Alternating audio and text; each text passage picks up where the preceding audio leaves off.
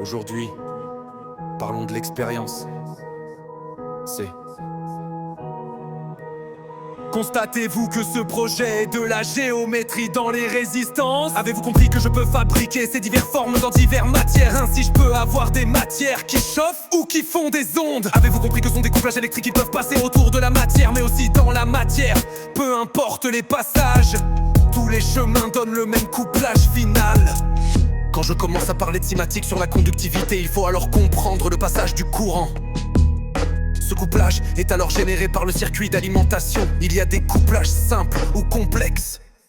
Je m'efforce de rester dans le simple, ainsi ceci projette les principes de base. Ce cône, je peux aussi le brancher en triphasé. Je peux aussi choisir le couplage simple ou complexe. Ça me change juste divers passages, j'explique que la cinématique se génère sur la base du cône. Je n'ai pas besoin de haut-parleur, juste l'alimentation génère cette civique. En effet, par air ça chauffe et la cinématique s'y dissipe thermiquement par l'induction. Elle, ça ne chauffe pas et la cinématique s'exprime par des ondes. Mes haut-parleurs sont aussi mon appareil de mesure.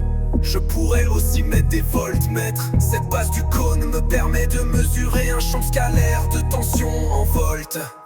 J'aime les haut-parleurs car ils sont comme des pixels oscillent, ce qui signifie qu'il serait possible de voir et entendre la cinématique. Le passage du courant se fait par la base du cône, c'est le côté opposé du triangle. Il passe par le rayon ou le diamètre. Si je branche un haut-parleur, ceci me fait une étoile d'impédance dans le couplage triangle d'alimentation. Autant d'étoiles que d'haut-parleurs. Le cône gère naturellement un nombre astronomique de couplages. La sinusoïde, la tension en volts, souvenez-vous, elle passe par un circuit équivalent sur le rayon de la base du cône U. Passe par là, c'est alors une seule corde source qui oscille sur une grande surface résistive. Cette grande surface résistive, c'est aussi des milliards de cordes. C'est alors une corde source qui oscille au sein de milliards de cordes. L'onde produite par la corde source génère une onde de surface. Cette onde arrive sur les bords et se reflète. Ceci est le principe de toutes les cinématiques fermées. Vous pouvez le voir dans votre tasse remplie de café. Nous ne savons pas faire de cinématique en électrotechnique. J'aimerais alors ajouter une nouvelle lettre, la lettre H pour les cinématiques se mesurant en volts par mètre carré.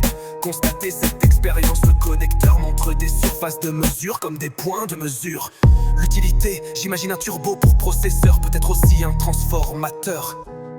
Cette expérience est 20 fils en court-circuit indirect et maîtrise.